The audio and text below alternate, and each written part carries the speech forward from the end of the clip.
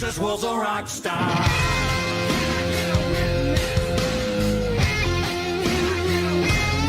We are starting a series for the next 3 weeks.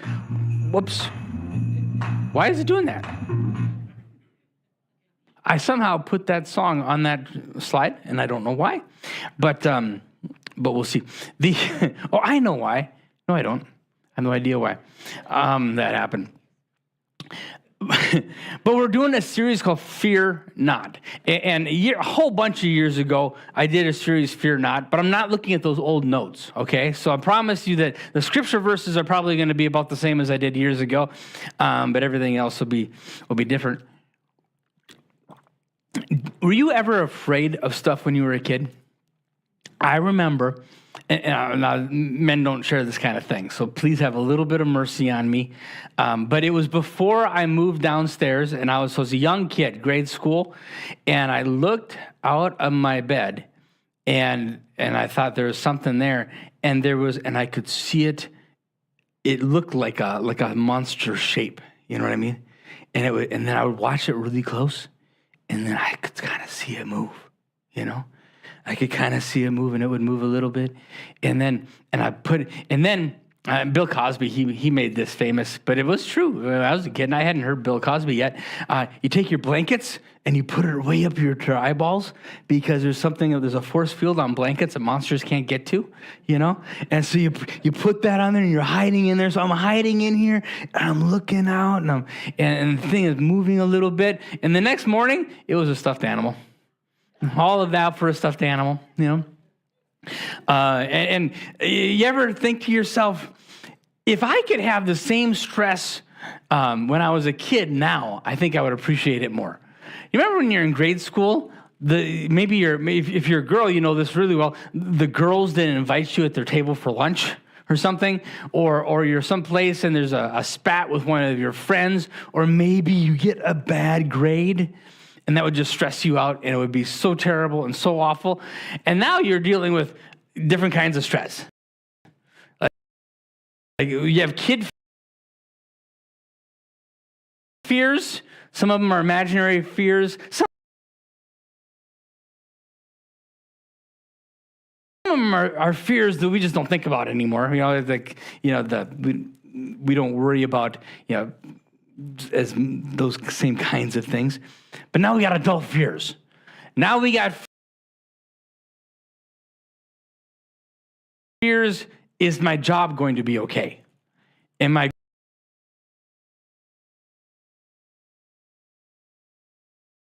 going to be able to take care of my family? I have a health issue that is striking fear in my heart. And maybe I should.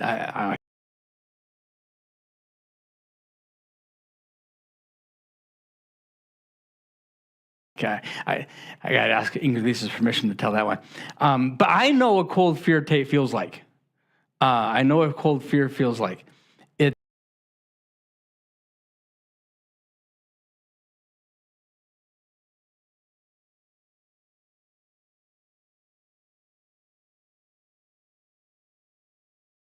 well, no, I'm gonna tell you.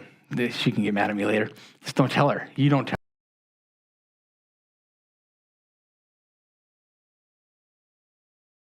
her. I'm recording it though. I went through a period of time where I was driving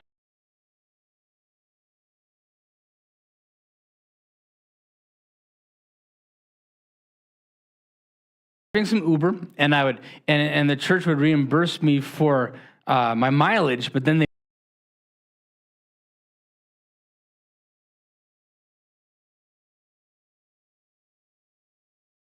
would make a lot more. So Uber pays the church, but then sometimes I take out some mileage. And I was taking out some mileage, and I took I have a portion of my salary that is supposed to go towards retirement. Like my board, the guys in Bismarck told me it's supposed to go towards my retirement.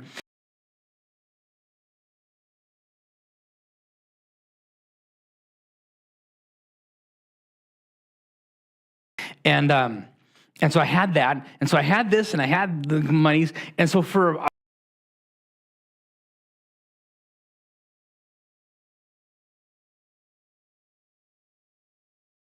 period of a few years, I started just buying Tesla stock.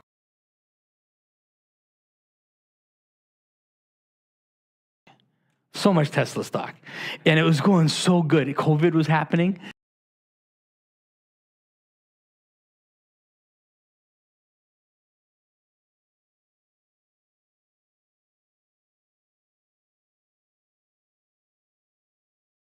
And Tesla was just huge, huge, huge.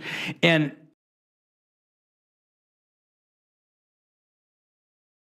I had, and so one day, and I was just being faithful. I listened to all these Tesla podcasts and all these things, and then if you Tesla got down to 100, and they went from 425 per share to $170 per share in a very short period of time.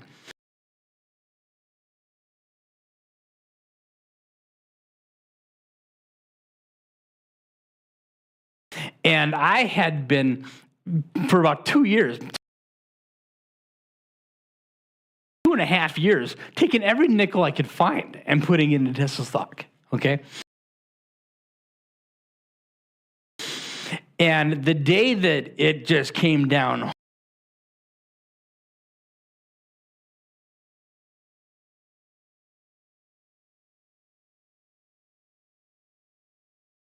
hard, and I realized how much I had lost, which was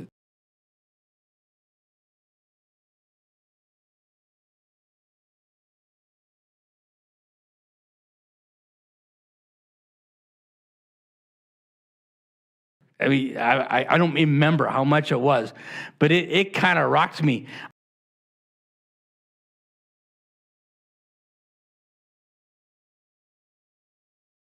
I looked at it, and I all of a sudden felt cold sweat, you know?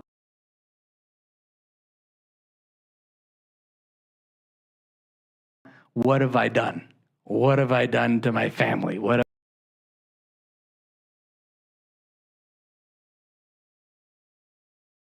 have I done with my retirement? You know, was a house, I was that guy, you know, that's going to lose everything, you know, and that cold sweat. Luckily, I didn't sell the Tesla stock because now a year, is it 2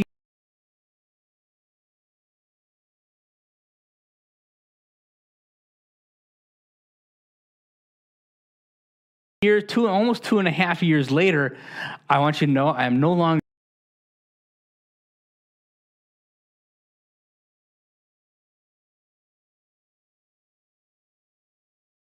underwater on my Tesla stock because in the last month it's up 80%. Anyway,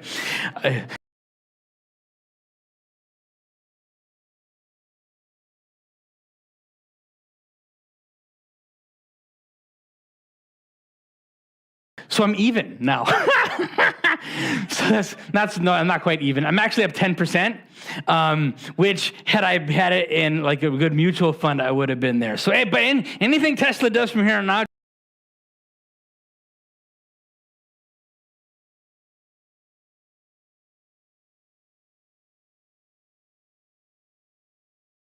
just so you know, Pastor Scott's blessed. But that day that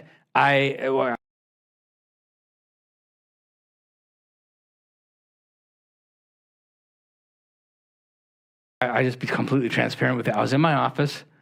I dropped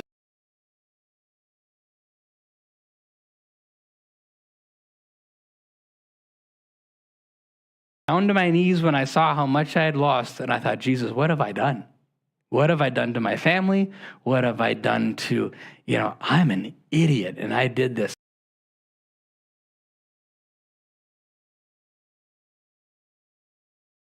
And it's this, so I don't, that's, and I've had other once in a while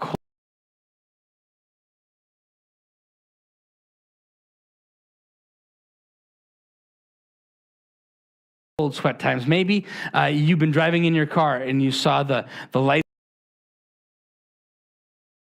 in your back mirror and you've been drinking. That's that cold sweat moment.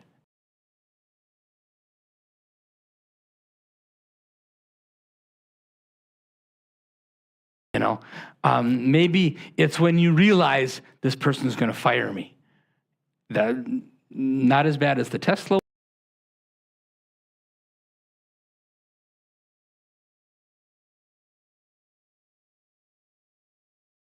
one, but that was a cold sweat moment for me when fear just comes. And as an adult person, our fear is a lot more real and have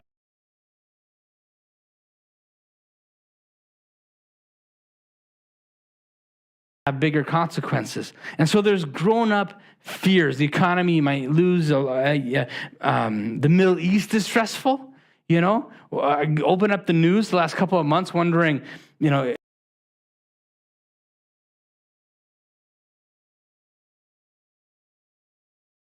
is Israel going to level Iran? And what is that going to mean for America? Or looking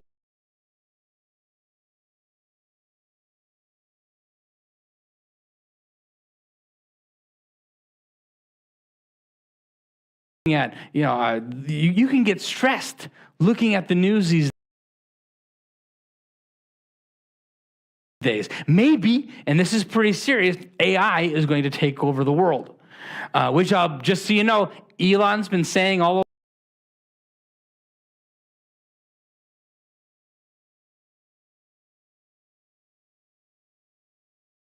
along, and that you probably don't know about that. Anyway,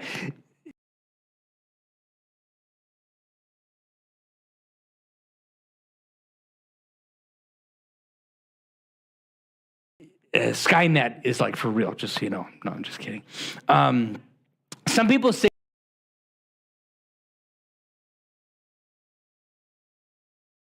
the fear is the opposite of faith. But actually, fear is faith, but it's faith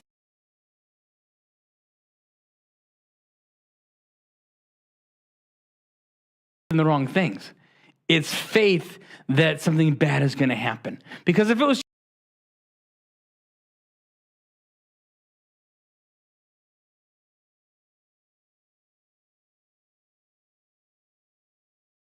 just neutral, you wouldn't worry about it until it came.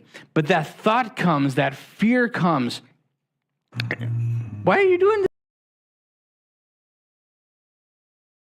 this to me? Stop it. Okay, we'll skip that slide then.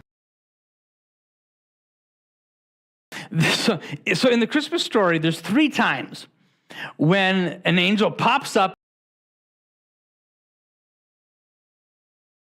and says, "Fear not," or the New Living Translation says, "Do not be afraid." And 3 times in the Christmas story. So we're going to look at that today. And we find in Timothy, "For God has not given us a spirit of fear and timidity,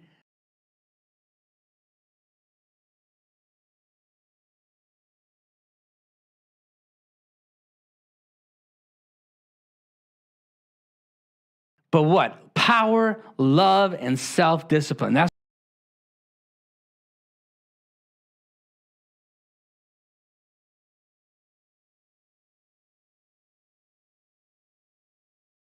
God. So that's what we're going to be spending the next 3 weeks talking about, is not living in fear, taking all the fear that the world is trying to put on us, all the stress that we put on ourselves, and taking that and bringing it to the Lord and say, "Lord, you're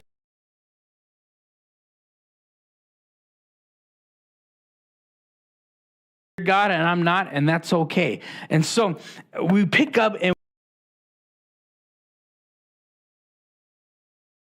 you can't talk about the Christmas story, talk about Mary, because she gets the first fear not of the, well, Elizabeth might have gotten one, but I got to read that, or Zechariah rather. Anyway, we're not looking at Zechariah. She was, and I didn't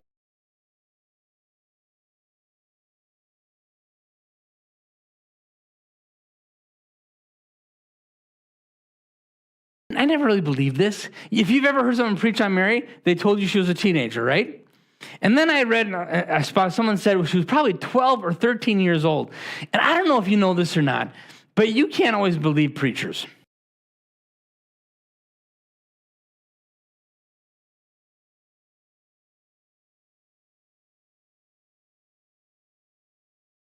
Okay, sometimes they just say stuff, and it's like, and you want to make a preacher uncomfortable. Ask them, where did you hear that? Well, I heard it. How do they know? There's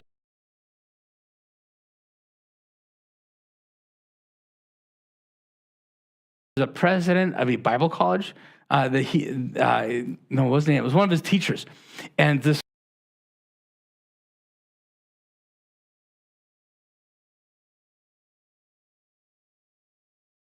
person said that, and the guy, and I said, that is such a great quote. I'll tell you what it was. It was Nelson Mandela.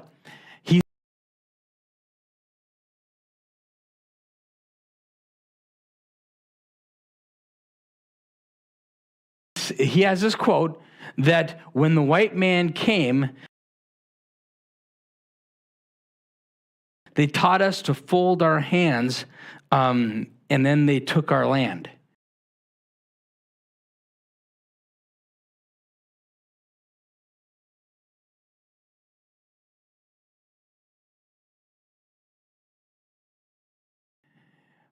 And then we got the better deal. Pretty good quote, right?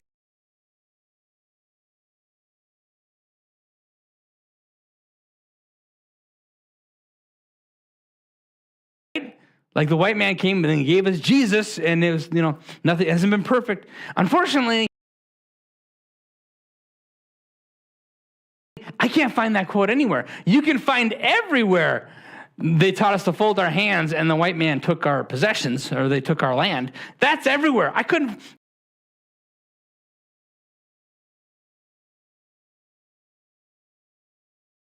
Nobody can tell me the second part of that. But preachers have been quoting that all over the place, and I've asked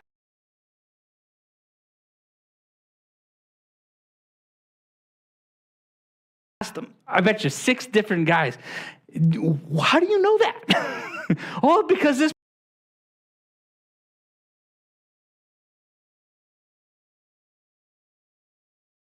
person said it. Yeah, but how do they know it? So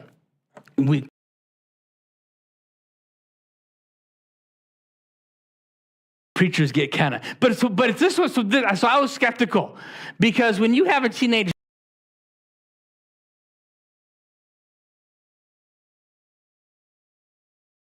daughter, you look at this a little differently. You look at your 15-year-old and you're like,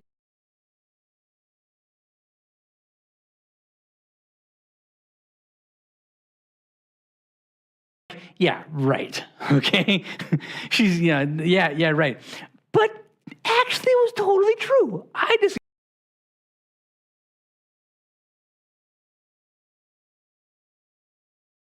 In the Mishnah was this huge legal document that the Jewish people had.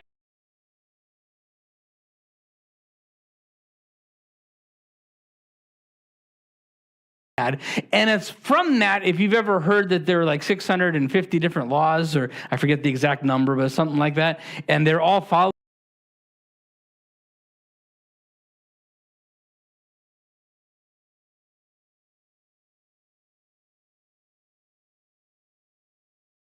During the time of Jesus, and Jesus kind of beat up on those laws. It was this.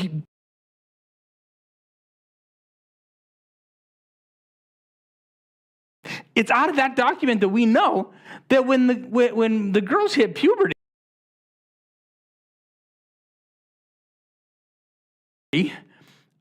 they're getting married as soon as they hit puberty. That's kind of shocking to me, because I look at my girl, and I'm not thinking she was ready at that time. So think about this for a minute.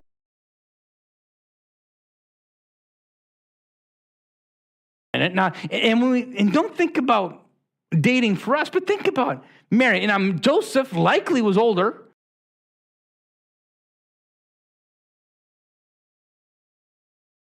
He was more established, and you're probably older, marrying someone quite a bit younger. I think that was.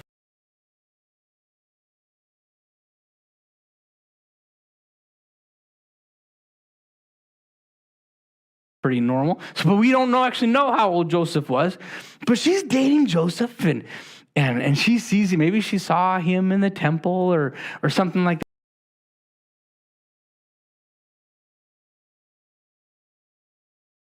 And they look across and they see each other and they talk, and Joseph goes,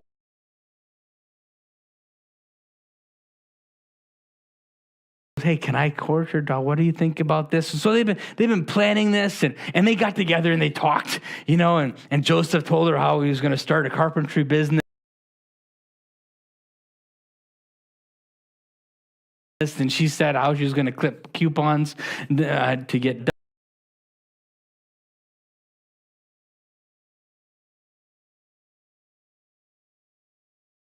No, I don't know if she did that, but they planned their wedding, and Mary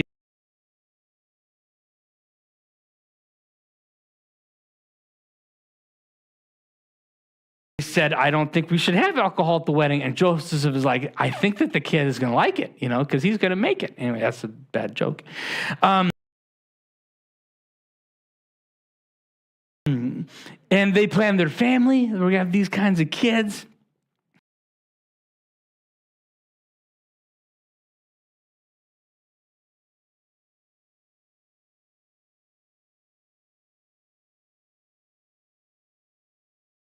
And so this is all. So they're all excited, and then of course,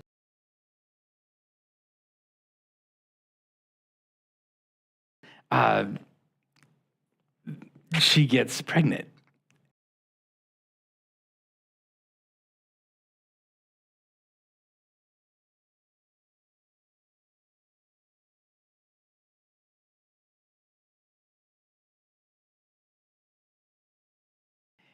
And then what is she going to do? And that's what we're going to look at when the angel engages with her. But before we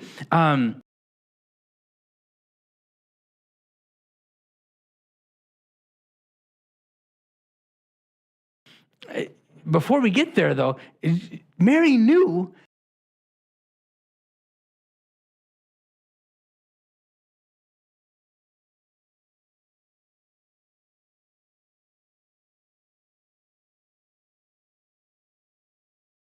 that God was a God of miracles.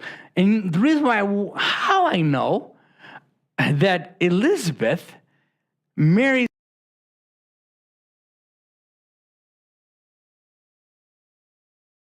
cousin, had already had a divine intervention.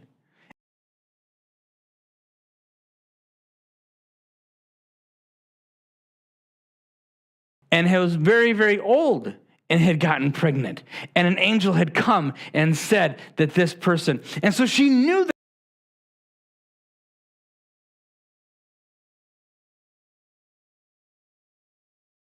that God was a God of miracles. And she also knew the angels sometimes showed up because she is her cousin.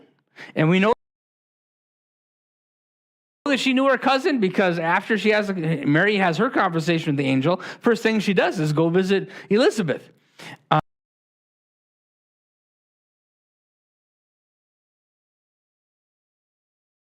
And she knew the angels as they showed up, and Luke is very careful to point that out. While Zechariah was in the sanctuary, an angel of the Lord appeared to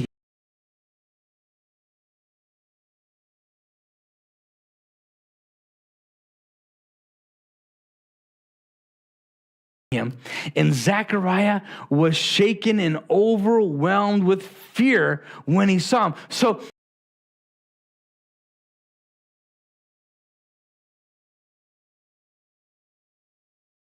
before we pick up our Christmas story,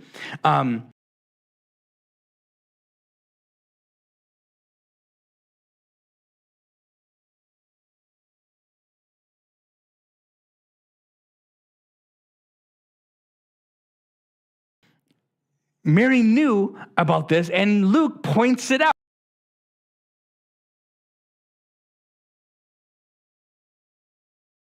because he says, starting out in the Christmas story, in the 6th month of Elizabeth's pregnancy, God sent an angel, Gabriel, to Nazareth,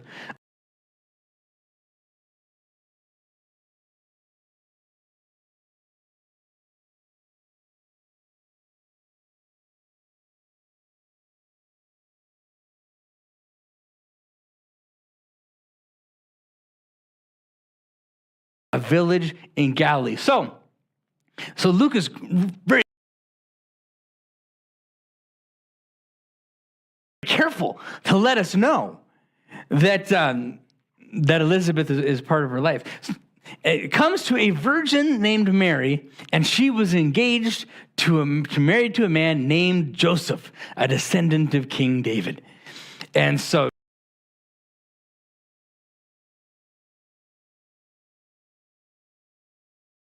she had been engaged for a while. I don't know what their courtship looked like, but she was a young girl. Have you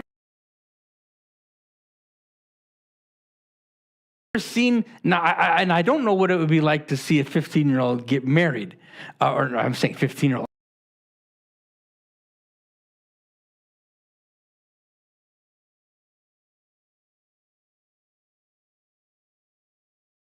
12-year-old to get married. But I can tell you what it's like for a 12-year-old to get a crush. And, puppy love is very real to puppies. You ever heard that one? And they call it puppy love. But their world, they get all, starry-eyed when Inger Lisa went to Norway.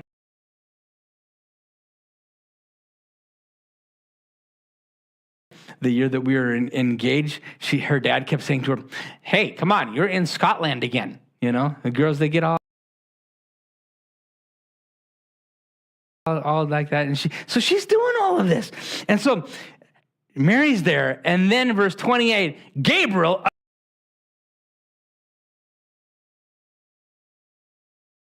appeared to her. Greetings, favored woman, or rejoice, favored woman. The Lord is with you.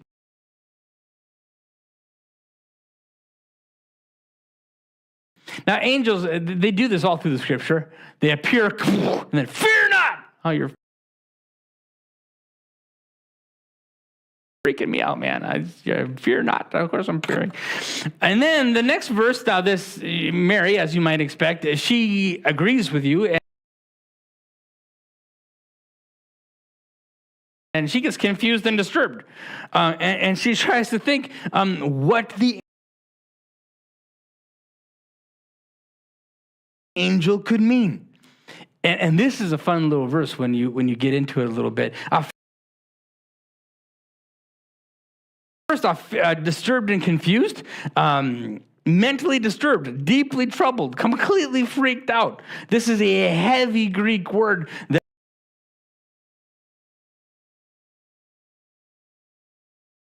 we have here, and troubled by the message. And so you're greatly, she does not think this is good.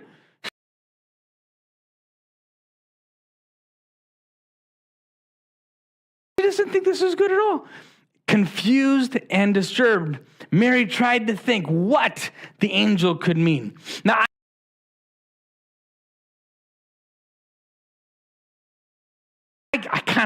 I'm no Greek scholar, but I've got incredible tools to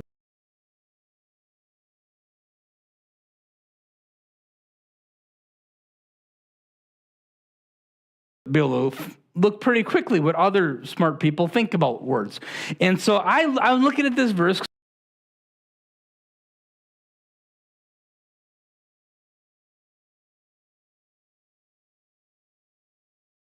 I wanted to know about what confused and disturbed meant. And then I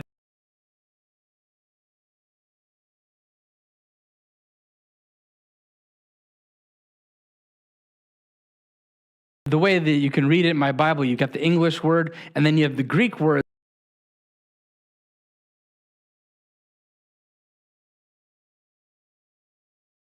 underneath. And what you'll notice pretty quickly, they call it an interlinear.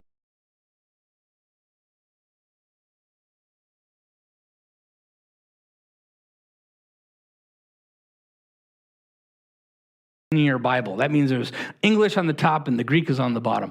And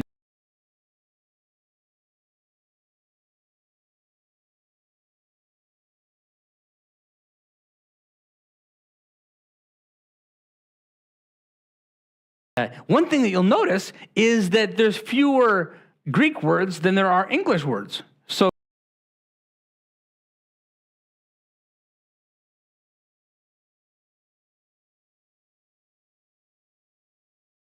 in our English language, we'll use a lot more prepositions and things. And so I'm thinking, what is probably not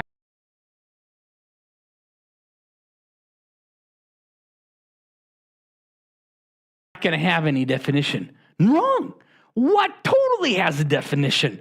And so it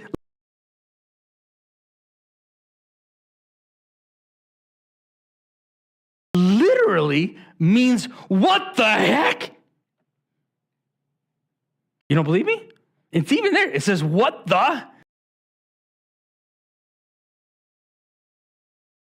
What it means, it's a high point on a scale involving exclamation. How very, how great, how much, intense, severe. Okay, so it's probably not what the, because, but it is.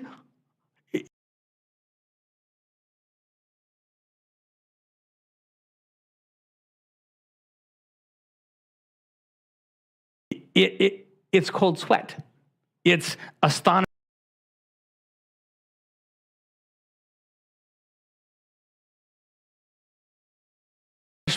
It's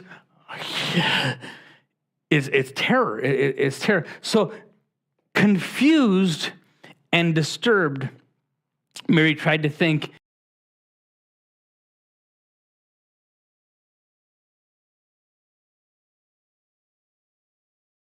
what has the angel could mean?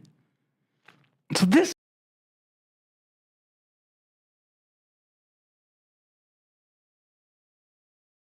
she's engaged. You know, they would get engaged at like 12 or 13. She's 12 or 13 years old. And here's this angel. And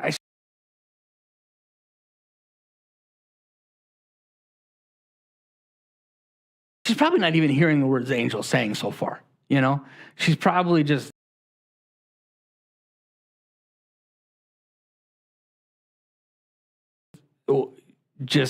cold sweat time. You know, what is happening? And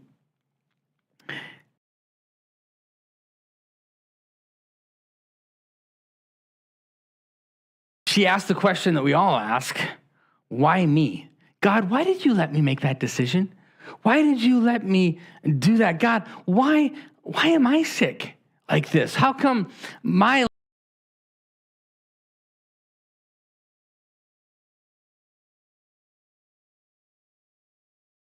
life didn't turn out the way that I wanted to? Lord, why me? And all of us ask that question. It's not a very helpful question, but we all ask it. And Mary is like, you know, it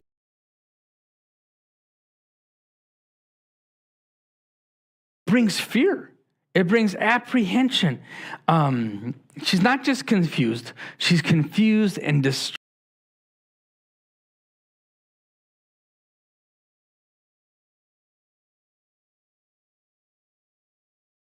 It's a heavy, strong Greek word. And why me? Because when God's plan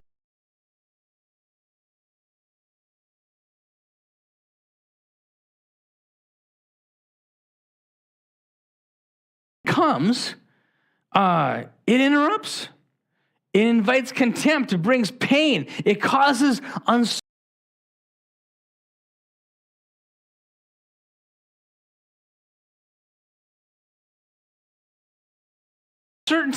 When God shows up and he injects himself in your life, things happen.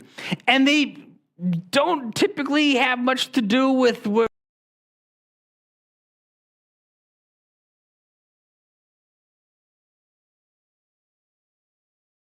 we want in our life. Because she'd been planning her life with Joseph. They had been planning their wedding. They've been planning their kids. They've been talking about his carpentry business. They've been doing all of these things. But when God shows up, everything changes. When God's plan comes upon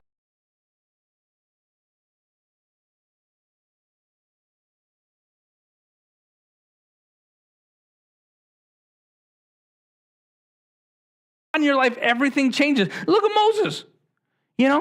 He's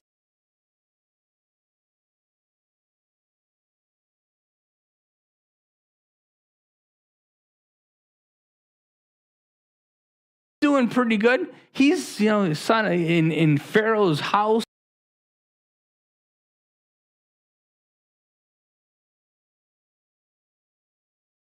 And everything's going, but then when he takes us, everything changes in a moment. Everything changes. And then it changes again at the fire. He got out of Egypt. He's doing pretty good. He's part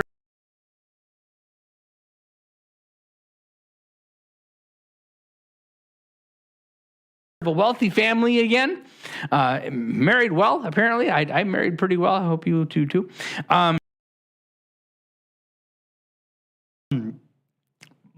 Everything changed. David, he's out in the field playing his little harp. And then Samuel says, are all the kids here? Are all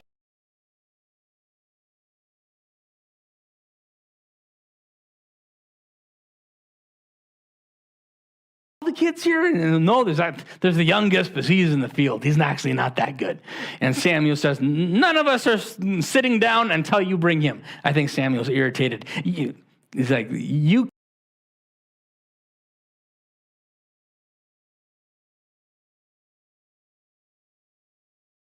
kid, you're not sitting until they get here. So they run out, they get David, bring him. Everything changes. Paul, can you imagine Paul?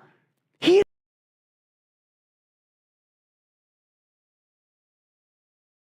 is persecuting the church. And when Jesus shows up,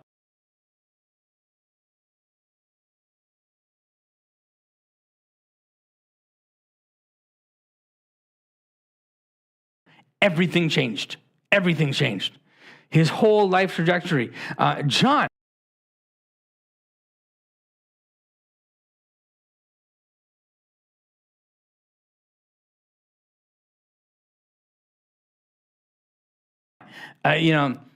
All the other disciples, he outlives them all. They are all martyred. And then John finds himself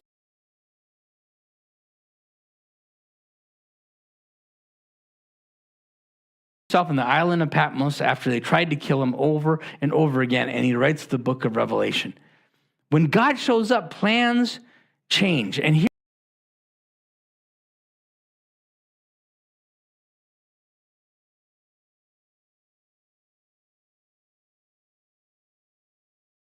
what I really need you to hear today.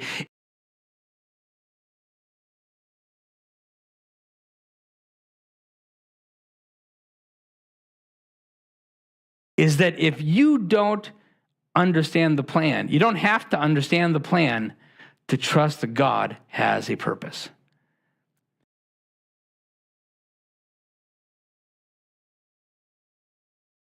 If you're in pain today, if you have disappointments in your life today,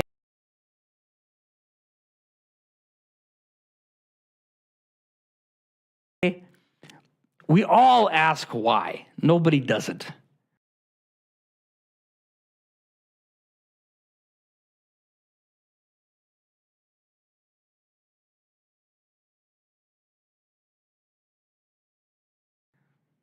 But God doesn't answer very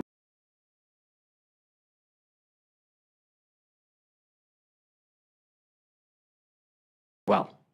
It goes back to, don't be afraid, Mary.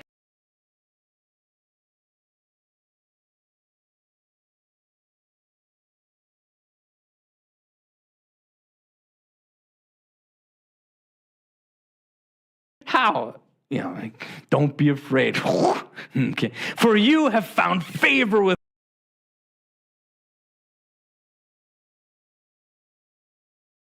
with God. First of all, it's pretty audacious, right? Don't be afraid. But you have found favor with God. So I'm already in my Greek interlinear. You know, that word favor, it also means grace. It's a Hebrew word that means grace and feeling love. And here's the thing, that in my own life, I've learned this, and I think we get to see it in the scripture as well, and that is that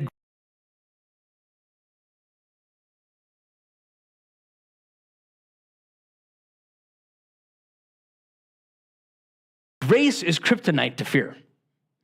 Like when fear comes and you say, Lord, I just give it to you.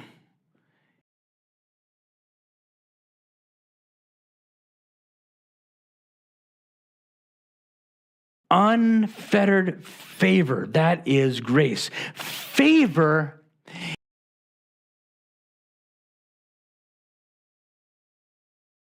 is the undeserved blessings of God that is lavishly and abundantly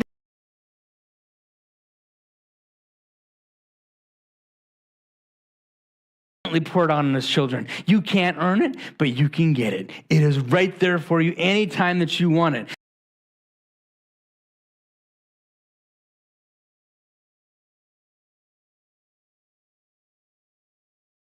Now, I can tell you what favor looks like. I can know a little what favor looks like. How many of you have ever gotten to, well, there's like 10 of us in here.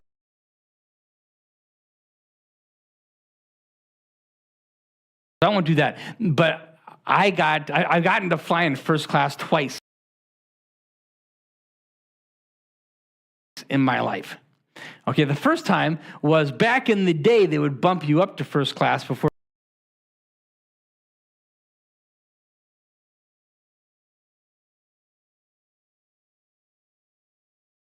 you had to pay for all these upgrades. So it was years and years ago. Inger, Lisa, and I think we were coming home from Norway the first time. So this is many years ago.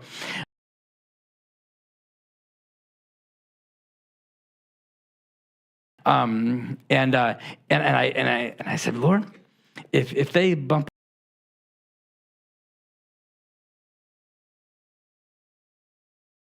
us up to first class, I'll talk to that person about you. I'm not making this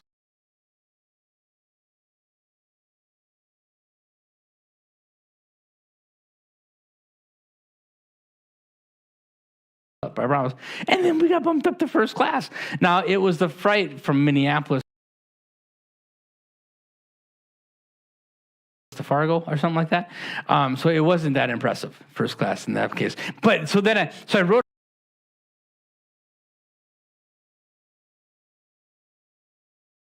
a note, and I said, and the note said, God sure must like you, because I told him that if we got bumped to first class, I would tell you that.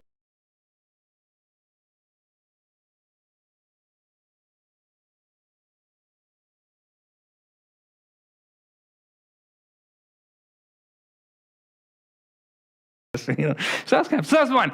But that wasn't that impressive. That was this little puddle. You know, you got to sit in front, and the seat was like 3 inches bigger.